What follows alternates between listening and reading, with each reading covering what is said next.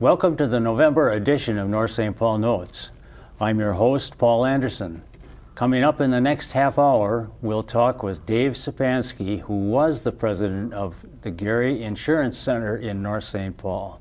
Stay tuned. North St. Paul Notes is straight ahead.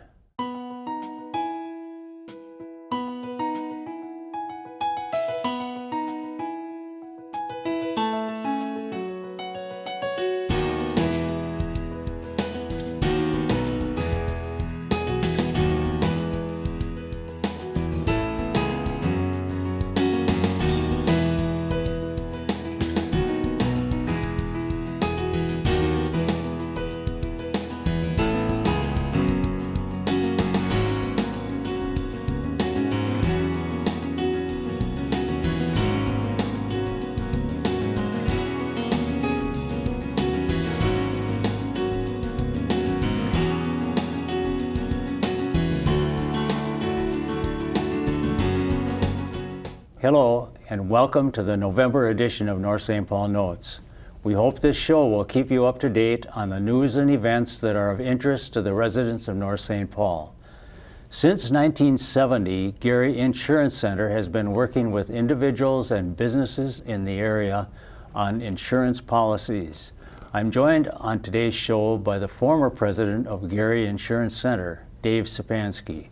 Welcome, Dave, to the program. Thank you, Paul. Glad to be here. Well, I know that you've been on before. I have been. And that was with Mayor Keene. Mayor Keene. So you go right to the top, don't you? So or they went right to the bottom, one of the two, but anyway. Well, it was that doesn't matter, I guess. So at least this was not your first appearance, or No. is not your No, first it's appearance. Not. Yeah. You graduated from North High in what year? I graduated North High in 1967. Okay. So I'm proud to be a Polar. Okay. But you did not grow up in North St. Paul. No, actually I grew up in Maplewood. I was about 5 miles south of North Okay. St. Paul. But during those periods of time, I walked through North St. Paul. My grandfather worked at Luger Mercantile and in the furniture company. Okay. So he, that goes back to the, what years? 20s and 30s? It would have been back in the, probably more in the 50s. In the 50s, okay. Yep. Sure. And so you've had North St. Paul in your yes. bones for a long time. North St. Paul roots. We had my parents bought milk from the Ott Dairy Oh, sure. Company and North St. Paul Dairy. Right. Shopped at Kendall's.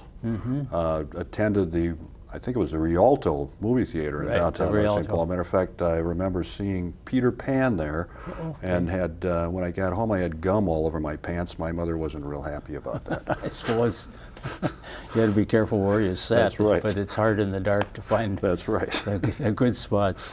Yeah, that was a place where I spent a lot of my youth in the Rialto. So, the first date I took my wife on was to the Rialto. We really lived it up. Didn't want to spend. And then went to Max Dinette afterwards? Probably, yeah. That was typical, I think. Or else across the street to, when I was younger, across the street to Peralt's Confectionery to buy penny candy with the money that you got for change from the Rialto. But after North High, then what happened? Well, after North High, I attended the University of Minnesota. Majoring in, well, actually, I thought I wanted to be a dentist, so I went originally into pre-dental and discovered that chemistry was not my strong suit. And the next thing I liked the best was history. And back during the period of time that I was there, it was Vietnam War days, and you did everything possible to stay in school. Right. Otherwise, you were going on a camping trip someplace you didn't want to go to. Overseas. So I then changed my major to history, and I graduated as a history major with a political science minor. Okay. And that was appropriate for what you went into, apparently. Absolutely not. In 1971, with a history major and 50 cents, you could buy a cup of coffee. Right. And so I spent some time trying to find work, and I was able to get a job at that time with the Hartford Insurance Company as an underwriter. They told me at that time that normally they were hiring business majors, but they were finding that some of their business majors couldn't communicate very well with people, so they thought they'd try the liberal arts route. Sure. And so I got into the insurance business that way. Okay. And then you traveled with Hartford? Or? Well, what I did, I was an underwriter for a year and a half and found that job absolutely drove me crazy, sitting at a desk with a pile of paper that I could never move. And I was fortunate enough to get in the marketing department.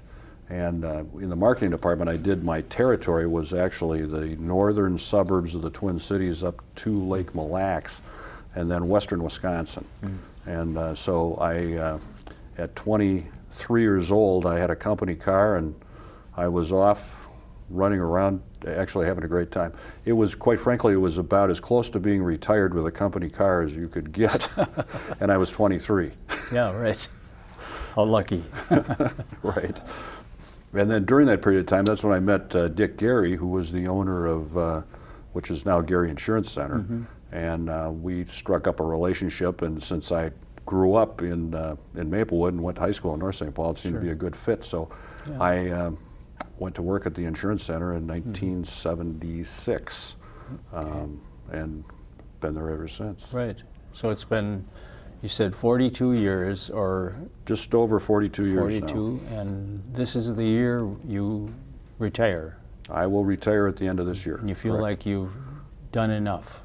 I do. I suppose. It's been it's really been a lot of fun. I mean, I've met a lot of wonderful people. We've had a lot of wonderful things. But you know, at this stage of my life, it's time to find some other things to do. Right. Did you have other jobs before that? Well, you know, only in college. I mean, after I got out of college, and well, when I graduated from college, a friend of mine and I, since I had a very high draft number, so I didn't have to worry about going to Vietnam or into the service at all at that point. We took an old Volkswagen Beetle and fixed it up, and we took off on a trip around the country with it, and we drove it until it fell apart, and then we hitchhiked home. And when I got home, my father greeted me with the, "I hope you had a great time, now find a job." Right. He was a realist. Yes, he was. Didn't want to support you any longer, I guess. So, it's hard to understand. Well, so you started in North St. Paul then with the Insurance Center, and was that something that you had looked for, or did you expect to find some job? Well, like you this? know, I think it's one of those things that, like we mentioned, I graduated from North High, and if somebody would have told me when I was going to school there that I was going to be the insurance agent in downtown North St. Paul, I would have told them they were insane. Right. But that's where I ended up. I had no, actually I never had any plan, never even thought I'd be an insurance agent, and but I found that when I went to work for the Hartford, I also didn't want to be an underwriter. Sure. And a lot of the people that I met in the marketing area seem to be interesting people. Insurance is a very interesting job. You get to meet a lot of different people that do a lot of different kinds of things. I'm sure. And so every day is different. Right. Was the Insurance Center in the current location at that time? Yes. Our building was about half the size, though, from the standpoint of how much we occupied. I know previously it was the Luger Grocery, and I know it wasn't that large a building at the time. Right. But what happened? Well, if people are familiar with the downtown North St. Paul, at the rear of our building used to be the dry cleaners, Sepulveda dry cleaners. And Dick Garry owned the whole building, the front and the back, and leased the rear portion of it to the Sepulas for their dry cleaning operation. Okay. And then as time went on and we got bigger and we needed more space, then we took over the rear part of the building. So we have what we call the southern end of the building and the northern end of the building. So the northern end of our insurance complex is in the former Sepulveda dry cleaning building. Okay. Okay. There used to be, for some of the people might remember, there used to be a hallway that ran along the side of our inside of the building on the west side. It went from the parking lot in the back to the front street. It was an access to from the front to the back, so people would get to the bakery, which was next door. Right. And but after a while, that got to be more of a nuisance than a help. So Right. when we remodeled, we eliminated that. Probably the only, what we referred to as the only skyway system in North St. Paul. Lower level Lower skyway. level skyway, right. Well, the Sepla Cleaners was previously across the street, which was the Sentinel building, the original newspaper office in North St. Paul. But then that was Elmer Sepla, who died while he was when he was mayor. And so then his wife moved it across the street or to that building, I know. Right. So, She was a wonderful lady. They did a great job. yeah, well, Your clothes were always clean when you came out of right. it. So it was a well-run business. What changes have you seen in the downtown? I think this is a long topic, I know, but can you reflect on some of those changes? I guess I could, if I went all the way back to when I was in high school, I could, we could, recollect a number of things, but just from the standpoint of when I first came there in the insurance business in 1976, it was immediately after the downtown had been remodeled. The downtown streetscape had all been redone. You remember the year? 75, I think, was when it was done, 74 and 5. It was quite controversial when that happened because, of course, it took up the entire Main Street when they remodeled it. Right. I guess the only good thing was that at that point in time there were a number of access points off of Highway 36, so you could get in and out of town at least that way and around to some of the rear parking lots. Right. But when I got there, that's when all the street had been done. There was a new brickwork that was on the streets. The people might not remember, but actually there used to be plant hangers, and there were these large pots of artificial flowers that hung on the streets, and it really looked really nice. The only problem was they didn't hang there very well when the wind blew hard. Right. So after a few windstorms, they'd go out and be picking these pots up all over the place that had blown away. Also at the time, and it went on for some time, there were speakers were mounted in a lot of the light posts, so they played different kinds of music downtown. People might remember during the holidays they'd play Christmas songs. During the week they'd rotate between country, western, and classical, and we never had any hip hop, though I never remember that. So those kinds of things were down there. It was really done quite well, but that's now 40 plus years ago when that happened. And there's talk about redoing it. Yep, redoing it or at least upgrading it to some extent. Right. Probably won't have pot hangers and things like that anymore, but there used to actually be, I suppose some people can remember, there used to be little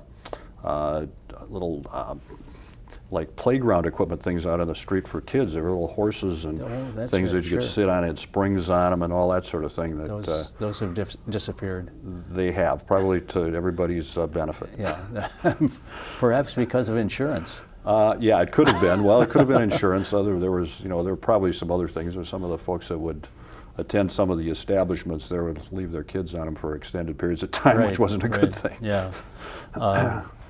Well, another thing that has changed, as you know, is the retail businesses. And some people say that why can't we have it the downtown like it used to be, and what's wrong with us now that we can't do those things? Can you talk about that? I think, we probably could do those things again, but people would have to change their shopping habits, because what occurred when I first came to North St. Paul, there were actually, and just prior to that, but when I was there had been two major grocery stores. There was Kendall's grocery store, and there was a National Tea grocery store that was down by Highway 120, which is now the American Legion Hall. Right.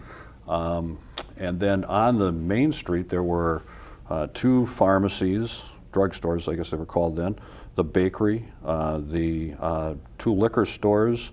At that time, the Legion was downtown. The medical center was downtown.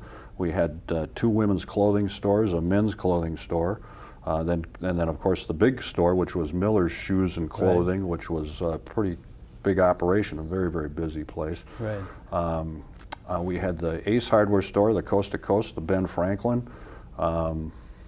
We had Carl Talline's store, which was a lot of surplus type things that he had at his place, and an appliance store, That's right. It was quite a going downtown. Matter of fact, Right. what was interesting to tell people that if anybody came over the hill on North St. Paul Road there, on which is 7th, as it came over the hill from McKnight Road, you were in a whole different environment. You left the big city and you came into a really cool little downtown. Sure. But the big box stores took care of that. When the Maplewood Mall moved in, Target moved in, Cubs started, that people's shopping habits changed because they could find supposedly better deals at those places.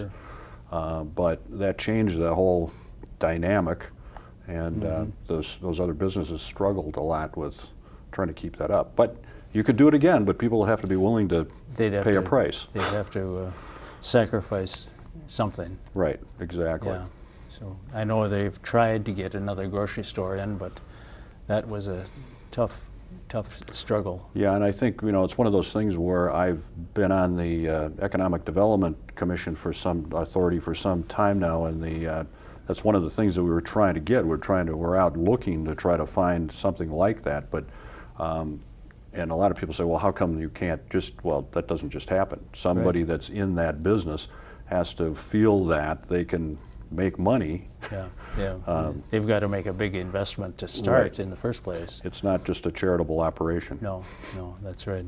And we had talked before about Luger Lumber or Luger Mercantile, and how handy that was too. Luger Mercantile, just a quick story. Luger Mercantile, Luger Lumber Company, was quite a place. I mean, it took up a lot of space there. They were quite a busy lumber company. They had lumber, coal, ice. Back in the day, Right. They had an ice house where they stored ice through the summer, insulated building, and they would cut ice off of Silver Lake. And I remember as a kid following the Iceman down the street, and he would be chipping ice off the block, and we'd always gather it up. And I think about, well, was that good idea? Water out of Silver Lake wasn't necessarily that clean, but we did that anyway. Yeah, that was they had Silver Lake. I grew up, part of the time when I was really younger, I grew up by Tanner's Lake. Oh, all right. And there was a substantial ice business over on Tanner's Lake. It was right across the street from where I lived, so we would watch them cut ice all the time over there. The Graskys had that operation. Okay. Yeah. And that was primarily for the same thing. It was people were putting in ice boxes then at that time. And also, bars and restaurants would use it to store in their coolers. Sure. But it was, and when you think about it, Paul, it was pretty interesting. But yes, people would just chip off pieces, and right now you go, really? Yeah, right. Probably wouldn't do the things the same way anyway. What are some things can you talk about anything that's the same as it once was? That's something that's... Well, I think some of the things are a couple of things are the same. We still have characters in North St. Paul, just like we had characters in North St. Paul before. We still have them today, and they're great people, but they are characters. And we also have a lot of other wonderful people that live there. Some of them are relatives of the descendants of the other wonderful people that were there before. Right. So I think the thing that I think that's still somewhat the same in North St. Paul is that it's still a sort of a family type community that's hung together for a long time. A lot of the same names have been there for decades, and that's a good thing. And I think that a lot of those people still would like North St. Paul to be somewhat like it was in the past, but again, unless people were going to change their shopping habits, which that's not going to happen. So. Right. Yeah. But so that's what's still the same. And you've been, in your years here, you've always been involved in some community organizations. Can you mention a few of those and what your involvement was? Well, when I first started the insurance center, Dick Garry, who was the owner at that time, he encouraged me to try to get involved in the community. And the idea always was that if you're going to take something from a community, you should give something back to it. And so I early on got involved with the JCs, and at that time, probably the person that I still look back on, or the two people I look back on, are the ultimate JCs were Al and Norma Worm. They were incredibly active in that area. So I got involved in that along with a lot of the other young guys in town. So a lot of us got to know each other. You know, people that weren't familiar with the JCs, you could be a JC until you were 40 at that time, I think. And then you became what they called an exhausted rooster. Oh, is that right? I never heard that term. Yeah. But as the as time went on and it was harder and harder to get members, it went from 40, you could be an exhausted rooster at 45. And I don't know if it went beyond that, but I was, at that point, I'd already moved on from the JCs to the regular Chamber of Commerce. But the JCs were a wonderful organization. We did a lot of great stuff in town and had a lot of fun. We organized community cleanups. We did the Snow Frolics Parade, the Miss America pageant. That's right. You talk about that a little bit. A lot Or of people I'm saying don't, Miss America don't pageant. realize. We didn't do the Miss America pageant. We did the Miss North St. Paul pageant, and Right. Miss America would come to it. That's it, So, yeah. Okay. And it would have been people before my time that were able to encourage Miss America to come to North St. Paul. But in February every year, we would have Snow Frolics, and Snow Frolics was a combination of the JCs and at the time the Mrs. JCs, who would get together and we would have the parade. So what has been the Fall Roundup Parade came from the Snow Frolics Parade. So in February we'd have the parade. We'd have this big event, which was all kinds of other things that went on: snowman building contests, all kinds of other events for the families and that sort of thing. And then along with that would be the Miss North St. Paul pageant, and different businesses in town would sponsor young women to go into that pageant. Whoever won Miss North St. Paul would then vie for Miss Minnesota, and then for Miss America after that. Okay. That wasn't part of the Winter Carnival then? No, I know it wasn't. At However, one time they did. right, Winter Carnival royalty would come to the parade. Matter of fact, that was some of the wild and crazy stuff that were going on downtown, especially when the Vulcans would come in. Right, right. So those were, and of course the rest of the royalty that was there would show up. But Miss America came, Miss Dominion of Canada was there. We'd have the big program would be at the auditorium at the high school, and the people would do all kinds of, it was quite a show. I mean, they'd have a lot of entertainment. It was a big event. Sure. But then the Miss America people decided that small town America wasn't where Miss America should be. They were going to make sure she was in New York and Philadelphia and Los Angeles and that kind of stuff. So when that ended, then of course numbers of other things started falling apart. Sure. And then the computer became more of an issue, and Right. all of a sudden, all that socializing we used to do socially Right. became this kind of Yeah, stuff. right. And so all of a sudden, it became very, very difficult to find volunteers after that. That's what happened with a lot of organizations, Right. I think. Just people got so busy with other things that, The computer that was going to make our lives simple. yeah, complicated. Yes. And then from there, I went on to after the JCs, into the Chamber of Commerce, which we had at that Right. time. And I was the president of the Chamber of Commerce for a while. And then when the Chamber of Commerce got so big that it really didn't, it encompassed too many areas, and it didn't just concentrate on North St. Paul, the Business Association was established. And I was the president of the Business Association twice. I'm the current past president of the Business Association only because the former past president has retired and moved to Arizona. Okay. And Chris Thorson, who's the current president, bless his heart, he's been the president for as long as anybody can remember. Sounds like a lifetime career. Yeah, I mean, the guy's, that's amazing. So Yeah. anyway, God bless him.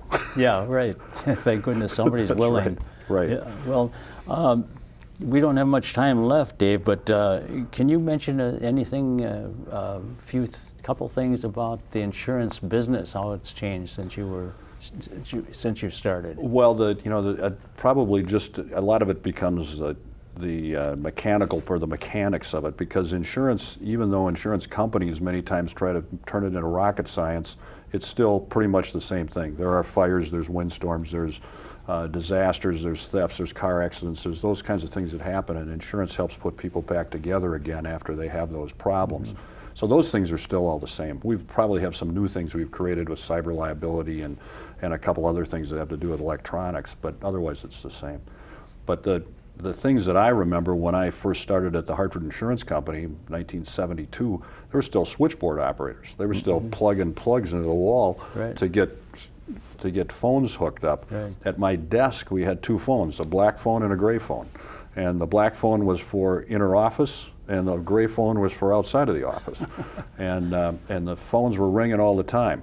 The place was wide open. Every desk was steel gray. Right. You could smoke at your desk. There was a blue cloud that would hang over the whole place. The noise was incredible. Calculators, we were only one step ahead of the abacus because we had mechanical Burroughs calculators. And if anybody could remember those things, they were bigger than a typewriter. And you Right. put the numbers in and it would make this mechanical calculation for you. Not silently. No, they were very noisy. So the office was noisy. Phones ringing, calculators clattering, and smoke all over the place. So that was different. And then again, everything, because there weren't computers, you had to wait for stuff. So that was one of the deals that I always, at least I used to like back in the good old days. If somebody called up and asked you a question, you could say, okay, let me think about that and I'll give you a call back. Right. Or I'll get together with this, or they'll say, I'm going to send you a contract, I'd like you to take a look at it. That meant they were going to mail it to me. Right. Right. And I could take a look at it. And now it's, you know, I just emailed you this contract. Take a look at it, and I'd appreciate if you call me back in about 10 minutes. Well, anyway, that's the way things have changed. Sure.